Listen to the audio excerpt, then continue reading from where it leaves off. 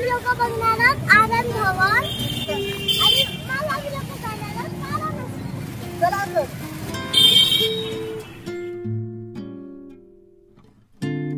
Hi all. Hello. Hello. आता आम्ही प्रयागराजून निघालो आहे. हो, डे 3 स्टार्टेड आणि आता आम्ही निघालो आहोत प्रयागराजवरनं. आम्ही जाणार आहोत वाराणसीला. तर जी गंगा आरती आहे जे प्रमुख आकर्षण आहे बनारसचं, तिथे जाणार आहोत. नमो घाट, गंगा घाट असे वेगवेगळे घाट आहेत.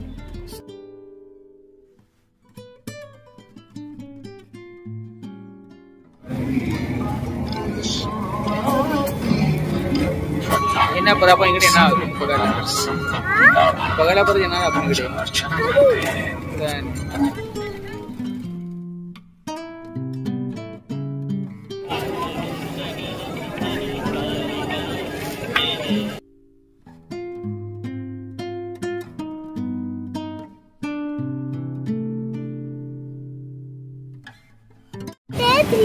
आज आम्ही लोक बघणार आहोत आनंद भवन. चला. आम्ही जाणार आहोत वाराणसी. आणि मग आम्ही लोक जाणार आहोत वाराणसी. चला तर.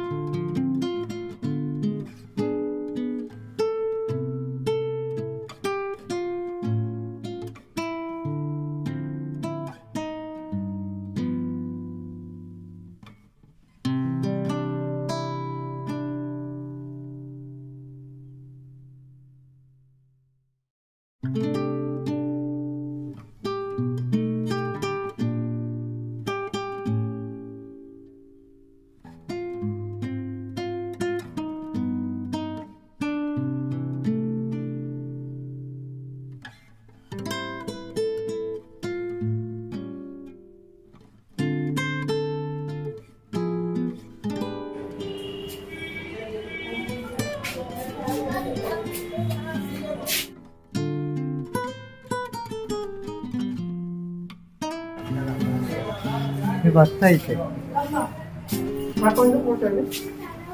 ते असेल.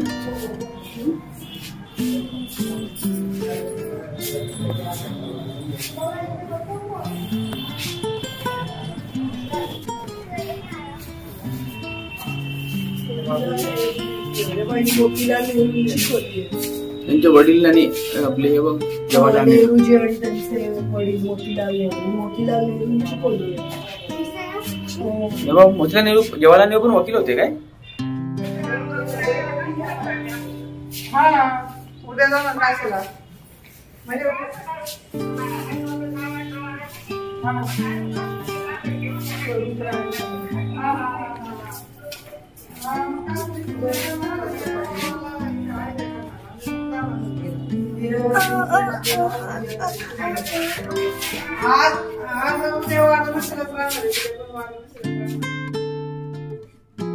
Hi all. हॅलो. हॅलो. आता आम्ही प्रयागराजून निघालो आहे. हो, डे 3 स्टार्टेड आणि आता आम्ही निघालो आहोत प्रयागराजवरनं. आम्ही जाणार आहोत वाराणसीला, बनारस. आणि आम्ही तिथे सर्वात आधी हॉटेलमध्ये चेक इन केल्यानंतर जी गंगा आरती आहे जे प्रमुख आकर्षण आहे बनारसचं, तिथे जाणार आहोत. नमो घाट, गंगा घाट असे वेगवेगळे घाट आहेत. सो एक्झॅक्टली आम्हाला पण माहिती नाही की पुढची आयटनरी कशी आहे, पण ड्रायव्हर दादांना माहिती आहे. सो आपण आता बनारस मध्ये भेटू. So bye, see you all. हा, परत भेटू पुढच्या भटकंतीमध्ये. आरुषी मस्त बनवते आहे. क्या बनवते यार तू? मसाला पापड़. माय गॉड. और इसका ये ब्रदर चटर पटर. तू क्या खा रहा है? मसाला पापड़, रोटी. Oh my God.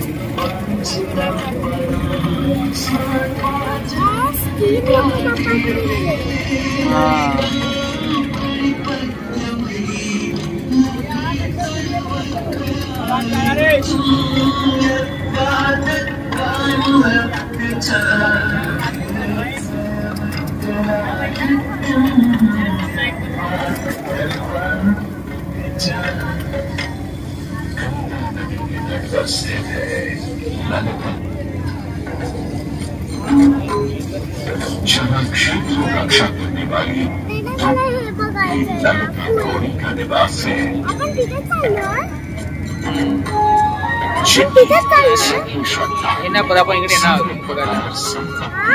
बघायला परत येणार आपण इकडे.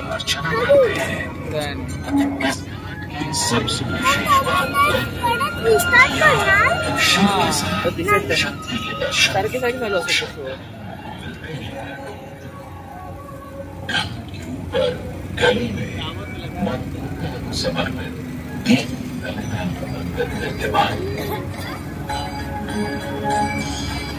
साथ ही साथ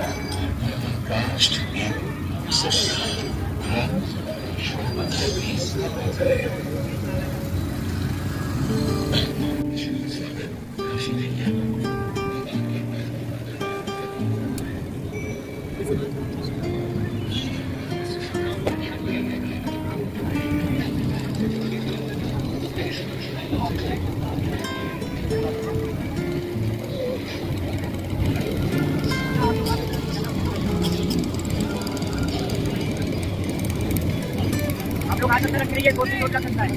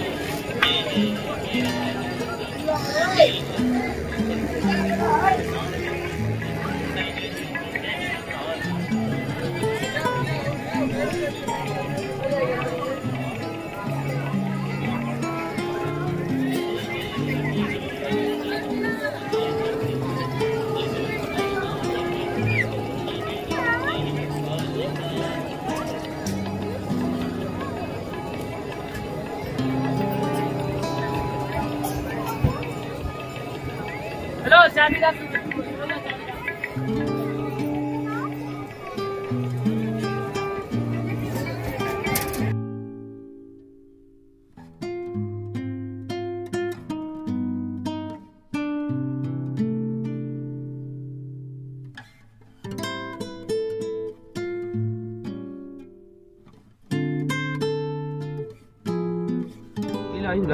लावली आहे.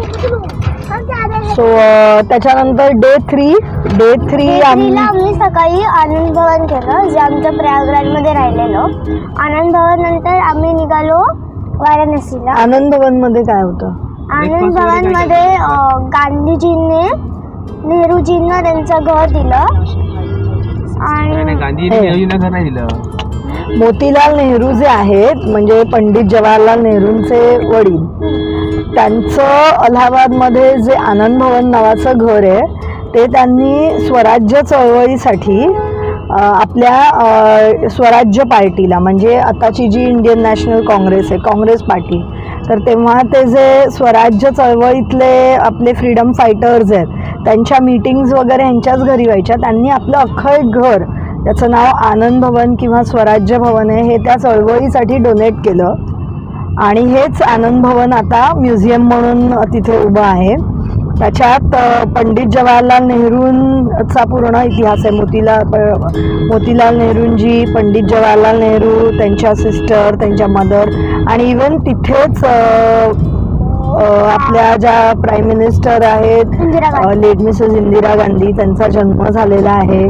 ती जागा आम्ही पाहिली. त्यांचं लग्न त्याच आवारात झालंय. तो लग्नाचा त्यांचा जो स्टेज आहे, जो हॉल आहे, तो आम्ही पाहिला. आणि बऱ्याच त्यांच्या सगळ्या गोष्टी, राईट फ्रॉम चेअर्स, टेबल्स, त्यांचे ड्रेसिंग टेबल्स, त्यांची रूम, त्यांचे फॅन्स, लाकडी पंखे अजूनही चालू आहेत, अशा स्थितीत मेंटेन्ड आहेत. जे त्यांचं लाईट वापरण्याची पद्धत होती, जे शामिया होते, म्हणजे खाली केल्यास कमी फोकस लाईट मिळायचा कमी एरियात, पण फोकस लाईट, आणि वर केल्यानंतर तो लाईटीचा विस्तार वाढायचा आणि ऑल. म्हणजे या सगळ्या गोष्टी त्या काळात इतक्या छान त्यांनी, म्हणजे त्या काळात तर छान होत्या आणि इतक्या छान आत्ता पण जोपासल्यास, खरंच जोपासल्यात, त्यासाठी हॅट्स ऑफ आहे सगळ्यांनाच. लोक खूप काळजी घेतात. इवन तिथे आम्ही त्या काळात पंडित नेहरूंकडे शेविंगचा ब्रश होता विथ चार्जर. म्हणजे ही गोष्ट आत्ता आली असेल, पण ही त्या काळात त्यांच्याकडे होती. त्यांना मिळालेलं फर्स्ट गोल्ड मेडल हेही होतं तिथे. सो अच्छा, त्यांना मिळालं होतं. आणि खूप मस्त, म्हणजे त्यांनी लिहिलेली लेटर्स आहेत तिथे. त्यांनी जेलमधून लिहिलेली इंदिरा गांधींना पत्र आहेत. आणि अतिशय सामान्य जसे आपण आहोत तसंच त्यांचा एक वडिलांचं आणि मुलीचं रिलेशन, आणि इंदिरा गांधींचे पण जे त्यांचं लग्न झालं श्री फिरोजशाह गांधींबरोबर, आणि त्यानंतर त्यांचे मुलं म्हणजे राजीव गांधी, संजय गांधी, इवन राहुल गांधी, प्रियांका गांधी, यांच्या सगळ्यांच्या फार दुर्मिळ अशी फोटोज वगैरे तिथे होते. गॅलरी पण मस्त होती, खूप मस्त होती. तर ते पण एक खूप बघण्यासारखं आहे, कारण आपल्याला आपला इतिहास समजतो. आनंद भवनकडनं मग आम्ही गेलो वाराणसी, बनारस, काशी. हा अपूर्व, तुला काय आवडलं? अपूर्वला नेहरूजींचे कोट आवडले. तिकडे नेहरूजींचे कपडे होते.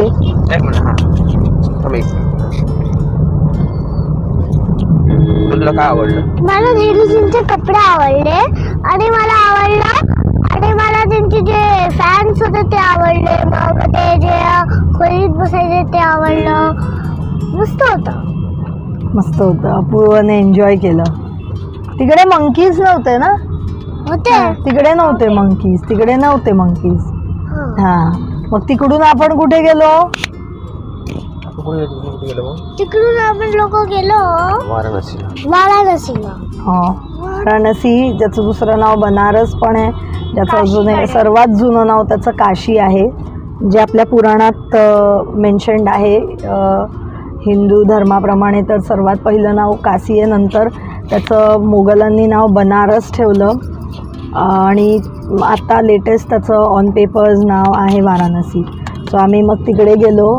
तिकडे आम्ही सर्वात पहिलं गंगा आरतीसाठी गेलो. आम्ही नौका विहार केला. आरती तुम्ही जर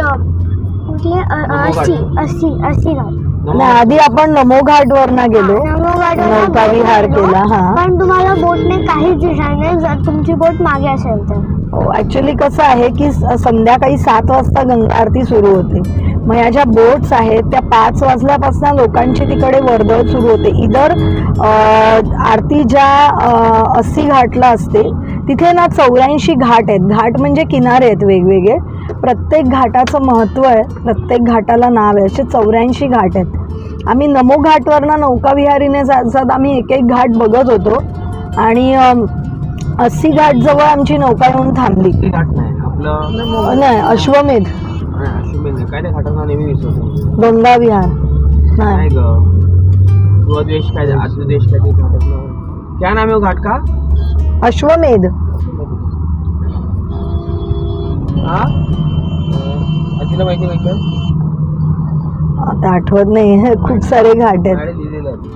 सो ग्रुप मध्ये टाकले ना मी. बेसिकली काय होतं, जेव्हा तुम्ही नौकेत ना ते बघता तर बऱ्याच नौका असतात, त्यामुळे तुम्हाला क्लिअरली ते दिसत नाही. तर त्यावेळी आम्हाला जेव्हा नेलं तर वी विल अरे आपल्याला काहीच दिसलं नाही, म्हणजे ते समाधान मिळालं नाही. मग आम्ही ते घाट ती आरती अर्धवटच त्याने म्हणजे अशी सुरू झाली तसं त्याने आम्हाला आणून सोडलं. म्हणजे आमच्याकडे काहीच ऑप्शन नव्हता आरती पूर्ण अटेंड करायचा. आम्ही तिकडून मग काशी विश्वेश्वराचे दर्शन घेतले, जे काशीचं प्रमुख स्थान आहे. हां, काशी विश्वनाथाचे दर्शन घेतले, बरोबर. आणि खूप प्रशस्त आणि खूप सुंदर मंदिर आहे, त्याचा इतिहास जाणून घेतला. आणि असं म्हणतात की जर तुम्ही हिंदू धर्मात जन्म घेतला आहे तर काशीला तुमचे पाय लागणं हे तुम्हाला खूप पुण्याची गोष्ट असते. आणि ते तिकडे खरोखर जाणवतं, तिकडे तसे वाईब्स आहेत. आम्ही काशी विश्वनाथाचं दर्शन घेतलं, अन्नपूर्णा मातेचं दर्शन घेतलं, लक्ष्मीनारायणाचंही देऊळ आहे तिथे. आणि नंतर आम्ही तिथे अजून एक 108 शक्तिपीठ असं म्हणतात देवींची, त्यातलं एक विशालाक्षी देवीचं शक्तिपीठ आहे, त्याचं दर्शन घेतलं. आणि मग आमचा डे 4 एंड झाला, नाही डे 3 एंड झाला, ते दुसऱ्या दिवशी. आणि कोणते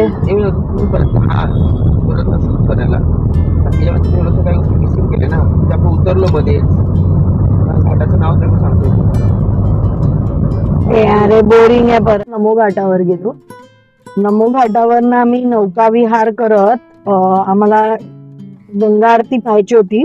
आणि आम्ही असंच ऐकलेलं की नौकेत ना गंगा आरती बघायचं जे आहे ते खूप मस्त आहे, घाट दिसणार. पण आता सीझन असल्यामुळे ना बऱ्याच नौका निघतात आणि फार लवकर निघतात. म्हणजे जर 7 वाजताची आरती असेल तर 5 वाजल्यापासून नौका किनाऱ्याला लागलेल्या असतात, ज्या घाटाजवळ आरती होणार आहे त्या घाटाजवळ लागलेल्या असतात. हो, आणि त्याला हवे तसे त्यांना हवे तसे ते कॉस्टला पण आपल्याला फेअरली डील नाही करत. पण आम्ही मग त्या दिवशी आम्हाला अभ्यास नसल्यामुळे किंवा ती एक इच्छा होती की बोटीतनाच नौकेतनाच हे बघितली गेली पाहिजे. सो आम्ही तिथे गेलो. आय मीन पर हेड 200 रुपये घेतले त्यांनी. पण त्यांनी आम्हाला नेलं त्या दशाश्वमेध घाटाजवळ, जिकडे आरती होते, गंगा आरती. बरेच घाट आहेत तिकडे, जवळजवळ 84 घाट आहेत. मी आपण सांगू. सो तिथे गेल्यानंतर मी आणि जशीच आरती सुरू झाली त्याने आम्हाला परत, म्हणजे इकडे आपल्याकडे ऑप्शन नाही, एकतर आपल्याला काहीच दिसलं नाही, पुढे सगळ्या बोट सुद्धा होत्या, त्यामुळे आम्हाला घाटावर काय चाललंय, आरती काय चाललंय काहीच कळलं नाही. पण या दरम्यान आम्ही जे घाट बघितले त्याच्यापैकी काही जे लक्षात राहतात जे आम्ही नौकेनेच बघितले, एक आहे तिकडे मणिकर्णिका घाट आहे, जिकडचा इतिहास असा आहे की पार्वती मातेचं एकदा ती त्या घाटावर त्या आंघोळ करायला गेल्या असता त्यांचे कानातले ते पडले आणि हरवले. सो शिवभगवानने तिकडच्या तिथे 7 साधू भेटले. त्यांनी त्यांना विचारलं की पार्वती देवीचे कानातले पडले, तुम्ही शोधाल का? ते बोलले हा चालेल. पण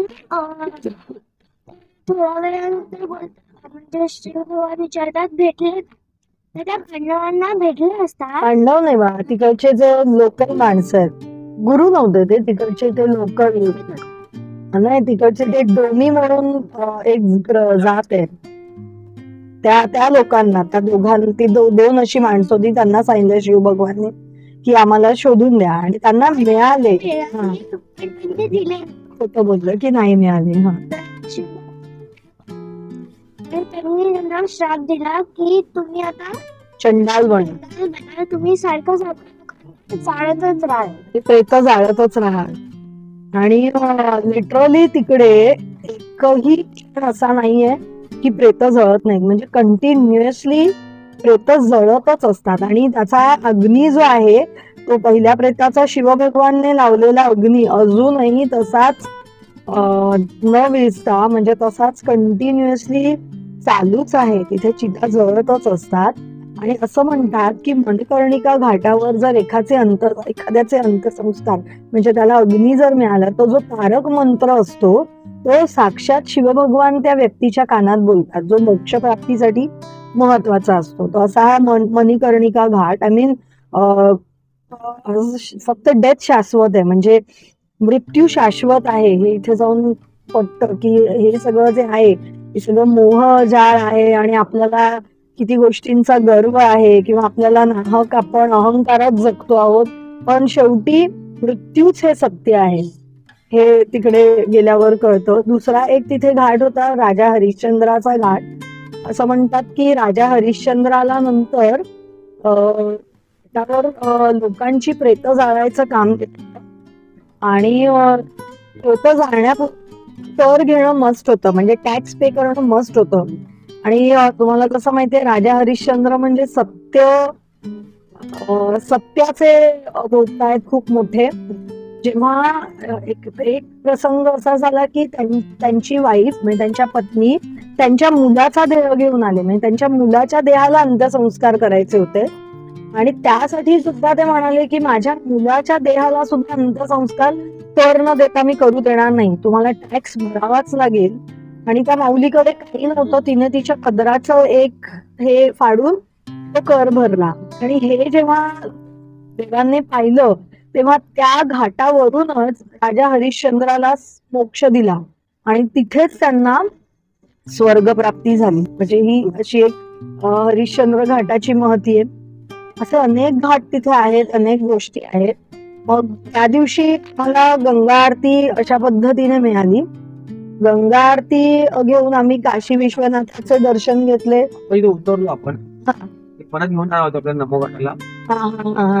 पण आपण मध्येच उतरलो. आपण कुठल्या घाटाला उतरलो? तेच आपण त्याच घाटाला आम्ही उतरून आम्ही पायी काशी विश्वनाथाच्या दर्शनाला गेलो. अशा ठिकाणी आपल्याला वाटतं की कशाला गाईड ठेवावा आणि कॉस्टली होईल किंवा लोकल उभारतील, पण आम्हाला एक अनुभव आला ना, जेव्हा गाईड किंवा आपल्याला कोणी मार्गदर्शक भेटतो अशा ठिकाणी जिकडे आपण नवीन आहोत, तर त्या गोष्टीचं त्या स्थानाचं महत्व, त्या देवाची महती किंवा त्या ज्या काही पुराणातल्या गोष्टी आहेत हे लोक आपल्याला खूप चांगल्या पद्धतीने सांगतात आणि ह्यांच्यामुळे आपल्याला नॉलेज होतं की एक्झॅक्टली काय केलं पाहिजे, कसं केलं पाहिजे, कुठे गेलं पाहिजे.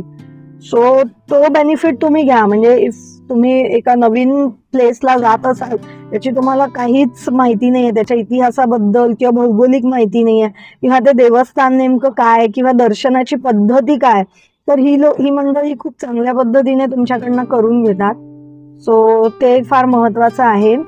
आणि तिकडे आम्हाला तसेच गाईड भेटले. एक मुलगा भेटला की जो आम्हाला वर काशी विश्वनाथाच्या देवळापर्यंत शॉर्टकटने घेऊन गेला. म्हणजे आम्ही ज्या पद्धतीने जाणार होतो तो खूप मोठा लॉंगकट झाला असता आणि आमच्याबरोबर पप्पा पण होते. पप्पा 75 इयर्सचे, त्यामुळे चालणं आणि ते घाट चढणं वगैरे अवघड असतं. अशा वेळेस असं कोणी आपल्याला शॉर्टकट वगैरे दाखवणारी लोक भेटली तर ती देवाचं एक तुम्ही हे समजा की देवानेच त्यांना पाठवलंय असं समजलं तरी चालेल, पण ते आपल्याला हेल्प करतात आणि काही हरकत नाही ना, ते कष्ट करतायत तर तुम्ही त्यांना 4 पैसे दिले तर त्यांचा उद्योग होतो आणि तो महत्वाचा आहे. भीक मागण्यापेक्षा कष्ट करणं चांगलं. तो मुलगा आम्हाला घेऊन गेला एका शॉपमध्ये जिकडे आमच्या सगळ्या वस्तू घेतल्या गेल्या, कारण काशी विश्वनाथाच्या देवळात तुम्ही चामड्याचं काही घालून जाऊ शकत नाही, तुमचे मोबाईल फोन्स अलाउड नसतात, तुमच्या बॅग्स मध्ये किंवा दुसरीकडे कुठल्याही पद्धतीचं लेदर नसलंच पाहिजे. तर त्यामुळे तिकडे लॉकर सिस्टीम आहे या शॉप्स मध्ये, तर तुमचं सगळं जे बिलॉंगिंग ते सेफ राहतात आणि एक अशॉर्ट गॅरंटी राहते की बाबा इकडे हे व्यवस्थित आहे. त्यांच्याकडे ताट वगैरे घ्यायची पद्धत आहे, ताट घ्यावं आणि ते दॅट इज ऑप्शनल, असं काही कंपल्शन नाही आहे. आणि मग त्या व्यक्तीने आम्हाला मागच्या मार्गाने, म्हणजे बनारस इतकं अशा गल्ल्या मुळातलं आहे ना की म्हणजे काही भूलभुलैया आपण नाही निघू शकत नॉर्मल माणसं, की आपल्याला कळणारच नाही आपण कुठल्या गल्लीतनं गेलो, कुठल्या गल्लीतनं बाहेर आलो. सो त्या त्यांनी ज्या पद्धतीने नेलं, आम्ही खूप लवकर देवळात पोहोचलो आणि आमचं दर्शनही खूप छान झालं. आणि काशी विश्वनाथाच्या दर्शनानंतर त्यांनी आम्हाला बऱ्याचशा गोष्टी, तिथे हनुमान बाप्पाचं देऊळ आहे, तिथे सुद्धा सगळ्यांसाठी फुल फॅमिलीच्या हेल्थ वेल्थ हॅपीनेस साठी प्रे केलं. त्याच्यानंतर आम्ही लक्ष्मीनारायणाचं पण दर्शन घेतलं, त्यावर अन्नपूर्णा देवीचं पण दर्शन घेतलं. तिकडून आम्ही निघालो आणि मग तिथे पुढेच 108 शक्तीपीठ जे आहेत त्याच्यातलं विशालाक्षी देवीचं, जे साऊथ इंडियन देवी आहे, म्हणजे साऊथ साईडच्या देवी आहेत त्या, त्यांचं एक छोटंसं मंदिर आहे, तिथे पण त्यांनी आम्हाला नेलं. आणि अजून काय होतं का आपलं डे 4ला? हा, मग आम्हाला परत रिक्षा करून आम्ही नमो घाटला घेऊन आम्ही आमच्या गाडीने, या सेम गाडीने हॉटेलला गेलो. मग तिकडे आमचा आणि मग तिथे जेवलो आणि आमचा